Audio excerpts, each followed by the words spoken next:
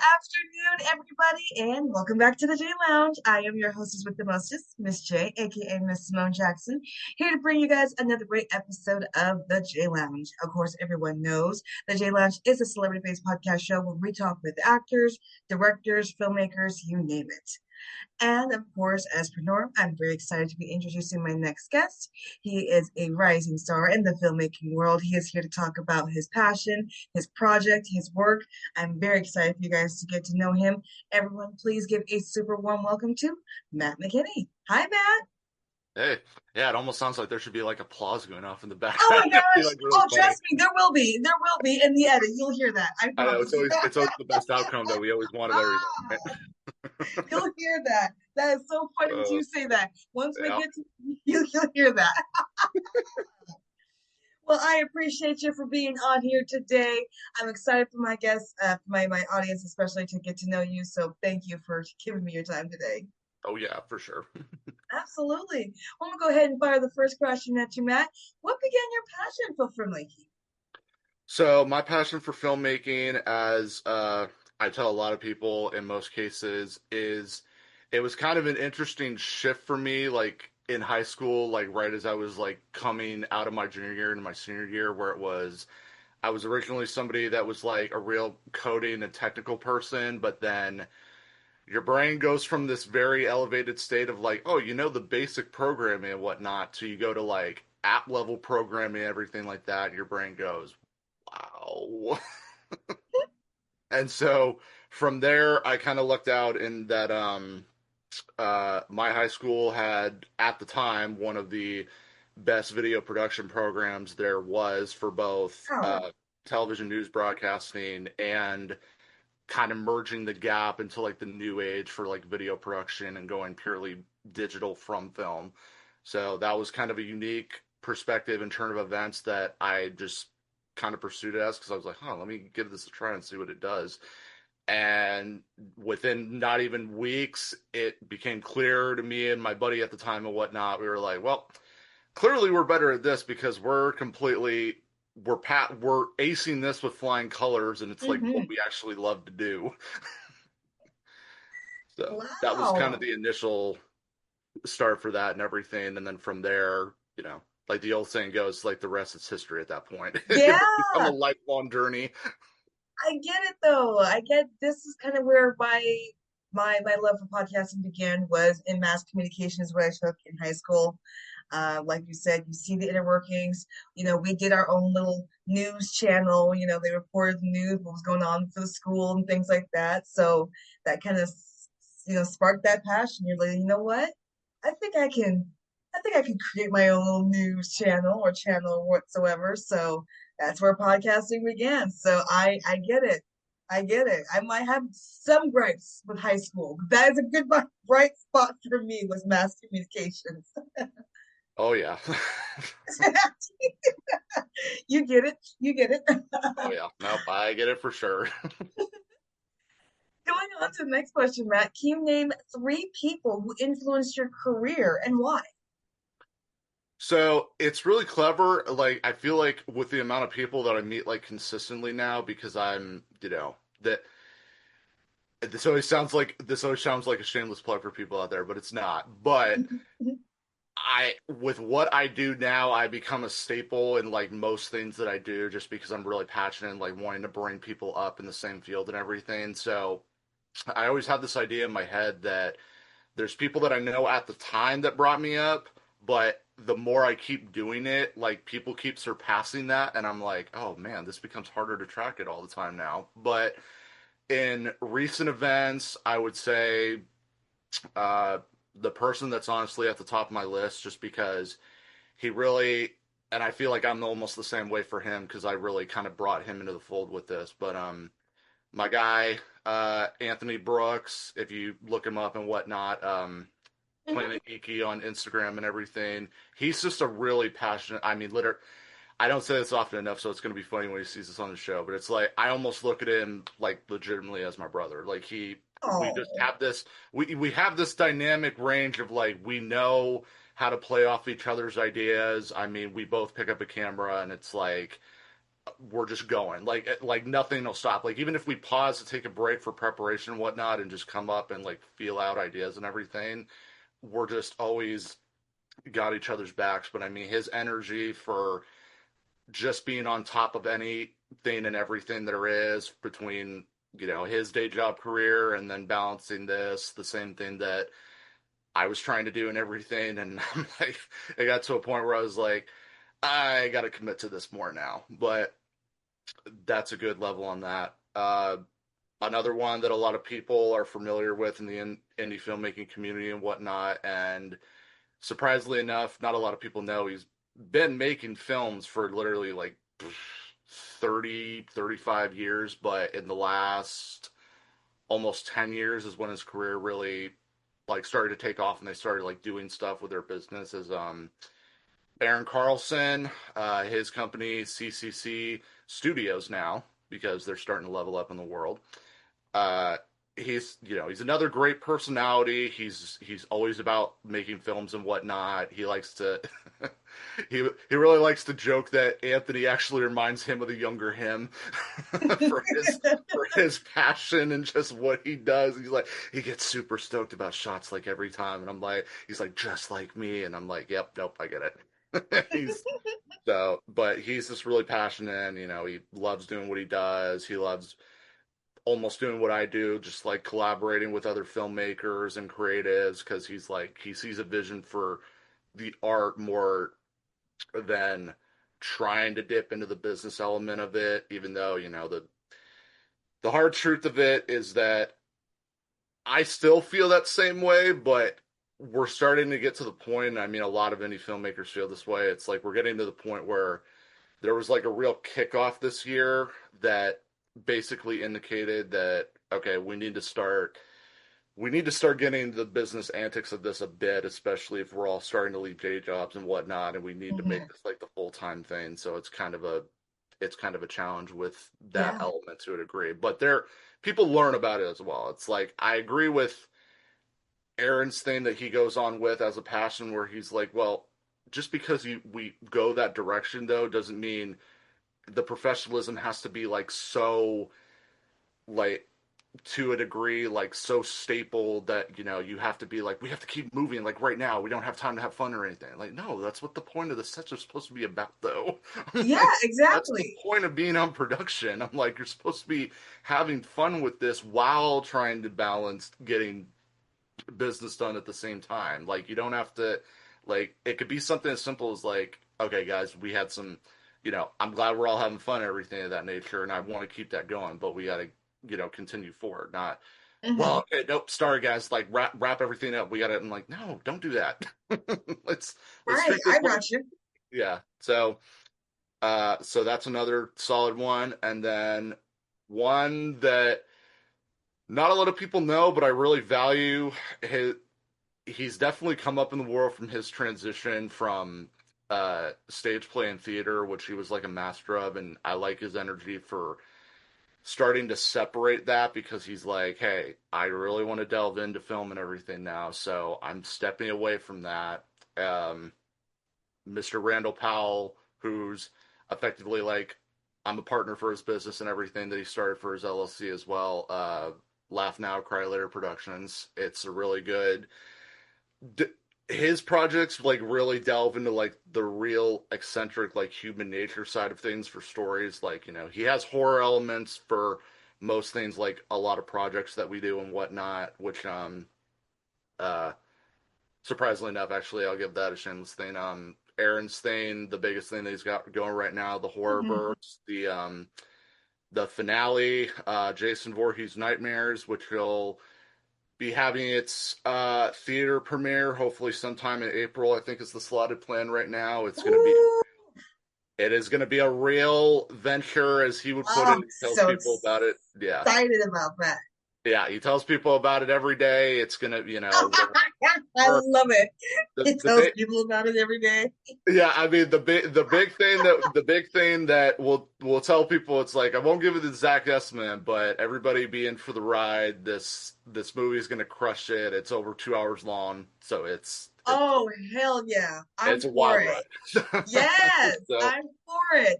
exactly. So but Randall though, he's got a couple projects in the works, but he really loves to delve into that like dramatic, like human nature side for stories Mhm. along with the horror and everything. And we're gonna be looking forward to the biggest project that he's probably got on his ranks right now, Blood Money at the end of summer, where it's gonna delve into a very like deep, eccentric human nature story about a very special elite group of cops and everything like that get haunted by their like worst traumatic nightmares and Mhm. everything in a haunted house.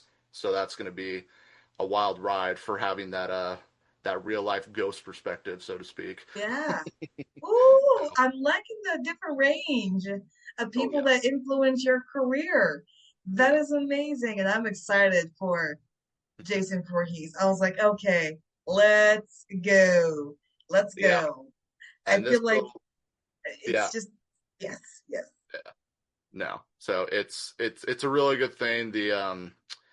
What was it? I'll give this little subtle thing because I only mentioned it to a couple people, but everybody be on the lookout. Somebody who's behind the camera all the time. You'll get a little snippet of me actually making it into the film, but you have to watch Oh, very carefully.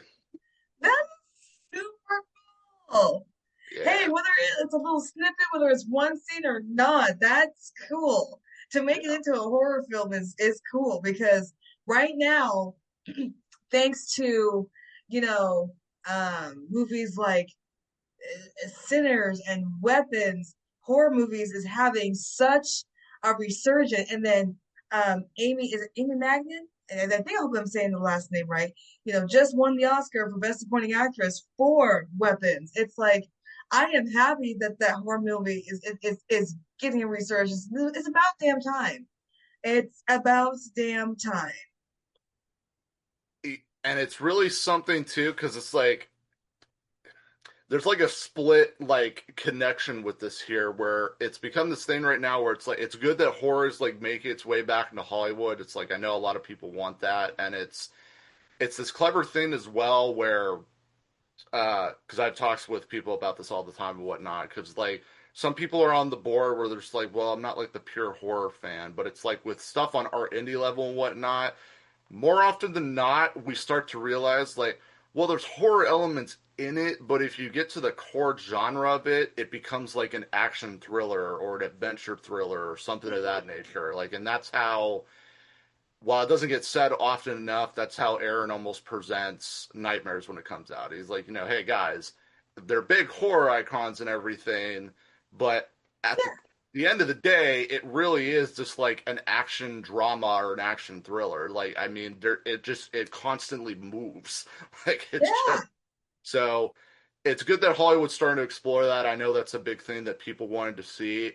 While it's interesting for the other side of it in our community, though, where we become this staple of like, we still want to do horror and whatnot because it gives us like creative avenues to go as far as like what we can do practically and everything. Because that's where some of the like, not in a bad way, but like the gimmicky stuff and like the mhm, interesting like dynamic stuff comes into play.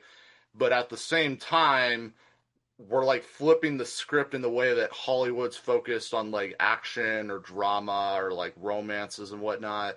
And we're really trying to ground that to this region because, you know, another thing that obviously doesn't get said often enough, it's like we really are like a region known for horror in Washington. Like right. it's we're trying to like subside that a bit while still maintaining it though, because we're like we really like it, but we're like kind of like you said earlier, it's like the different explorations of range and everything. It's like we really want Right, to get those stories out there that are either A, sitting on a shelf, B, have been floating around people's heads for years, or, right. they're just basic concepts that people were like, well, what can we create as kind of like a springboard for this and everything of that nature? So we're Yeah, just, absolutely. yeah. So that's become the big thing that we're trying to delve into going forward now and everything. And Hmm. this year especially, needless to say, I think at least with most of the projects that I'm on, I think we're really close to just about every genre I think is remotely in the zeitgeist except for sci-fi, I think, so far. I think that's the last one. Right.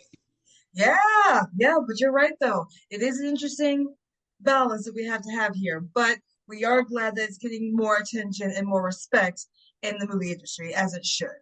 Mhm. Um, Going on to the number three question there, Matt, can you describe your filmmaking style? So my filming style, I'm starting to get to the duality of things. Like most people that know me would say, well, you're like the absolute definition of the stationary and like still filmmaker. It's like you're on sticks constantly and whatnot. You like feeling the stillness, but like having movement within a frame. And I say that's true. However, I do like moving shots and whatnot. It's just taken a while, like everybody else that I know, just to get to a stable spot where I find that necessity of equipment to be able to do it like comfortably without like any like sudden micro jittering and anything like that. Because when your eye really gets trained on like how to see something the way that motion should go, your brain is always telling you, I feel like we should do that again, but then, but then your mind or your heart is telling you to a degree, it's saying like, no, it's so visually beautiful though, and just stick with it. But then, logic versus feeling. Yeah, So, I like that. so I honestly love the films with the duality. So I'm glad that you described your films that way because, people like to think things are just one way. No, we have a duality of things. There's light, there's dark, yeah. there's angry, there's happy. It's humans have all these complex, different dualities in, inside of ourselves. So exploring that is to me my favorite types of film because there's so many good filmmakings of that. hmm Yeah, no, I totally agree. That's part of the reason that I'm trying to delve into doing more like handheld or like mobile rig stuff recently because it's always been something that I've been like really passionate about. And so, I mean, I count myself fortunate enough that I'm able to do that with both of my setups now. Like, Mhm. I finally gotten to a pretty like leveled status of basically saying, well, no, we're lucky enough that we can arrive on set now. The main A cam is built and whatnot and ready to go onto sticks. If it has to turn into a shoulder rig type situation, it can, because the benefit of the second camera now for that actually, which is ironic enough actually, that turned into the first camera now, which is really funny, is is the idea. I luck out on the fact that I don't need the extra rig because of the way that it's constructed and the weight distribution on it. I'm like, oh, with the battery plate and stuff on the back of this with dual batteries, I effectively just turned the camera into a shoulder rig without needing a shoulder rig now. Like Right. it's the weirdest thing ever. And then until such a point that I can, adapt to other things like most filmmakers where it's like, okay, when you get the right thing for this gimbal or something like that, since it's very finicky the way that you have to balance it, then I lucked out in just creating my own custom handheld thing right now that the more I keep using it, the more I find like dynamic ways of like Mm, utilizing however I want to do something with it. So, yeah. was it like a good example was the last two projects, one that's been ongoing and one that's getting its marketing campaign and stuff going with some of the footage. I realized we can get really good grounded shots and whatnot from low angles, from like ground level and whatnot, Hmm. from like people's feet and ankles as I like do the whole dynamic move up motion and everything, like Hmm. on like a y axis sort of rise. And then on top of that, if you find the right like structure piece or like furniture piece or something like that, and it's like if I position myself right, I'm like, oh, I don't even need a tripod for it if there's like a movement thing. And I effectively create my own pan on a on a Right. moving thing. And I was like, oh, well, this is the weirdest thing ever. Yeah. Yeah. So I was like, okay, there's always options, I guess. There's always options. There's So, always options. Like I said, I like that. I like that style of yours. I like it. I know that my audience is gonna like that too. yeah. Which brings me to my next question, Matt. I want to make sure my audience keeps up with you, your work. Where are you on social media? And do you have any website? So right now the website's under construction, so I'm hoping to have that done here soon. When that's done, I'll keep that mischievous right now because I want to make sure that the link's actually going to work. But on social media, Facebook, you can find me at Matt Mckinney. The way that you'll know you'll find the profile because it's a one of a kind is the business logo that I got going and whatnot, which is hopefully going to be fingers crossed really registered here the next month. You'll see the profile picture of Media Outlet 365 Entertainment, and everybody gets a kick out of the logo every time they see it. They say, "Wow." Uh, Okay, yeah, yeah, I gotta see the little me. Just wow, yeah. just So one yeah, word. everybody enjoys that a lot. And then Phantom Filmmaker PNW on Instagram. The joy that people will probably see a lot out of that right now until the website's done is that's where you'll definitely find a lot more following in terms of the BTS stuff and whatnot that happens behind the set. You'll see me pop in there as often as possible because sometimes the BTS people have to track me down when I'm like running around all day. So it becomes that thing like I make it sometimes, but other times it's a mystery. I Uh, love it. and then another thing on top of that, I'm really delving into photography. So anybody interested in that, you can see reference work or whatnot of the last 7, 8 events I think I've done so far, with more that are getting edited right now. And surprise, I'm actually really shocked about it myself. Like some just freestyle photographers and whatnot reach out every so often. They're just like, "Hey, we just randomly saw this and we like what you're doing with this and everything." I was like, "Oh, well, thanks," because I'm just brand new to it again. Yeah, Like, this is a good yes, turnout. this is a great turnout. And so I highly encourage my audience, make sure you follow Matt Mckinney on social media platforms. Make sure you keep up to date on that as he continues to give more updates on his website, which he hopes to have up very soon. But until then, make sure we're keeping up on the updates. Make sure we just give a like, give a follow, give a shout out, check out more of his work because we definitely want to see more of that in 2026. So make sure we're doing that. All right. Going on to the next question. What future projects are you involved with that you can give a dish about to my J Lounge audience? So we'll uh we'll see if I can actually keep this structurally ordered because there's quite a bit. So, Structurally ordered. yeah. Okay. Yeah, I know. I'm gonna have to create new terminologies for things now. This is really good. So the most recent thing, and it was the first feature project to kick off the year. A really talented, really talented PNW actor that a lot of people know, and for those that don't know, Mr. John Megison.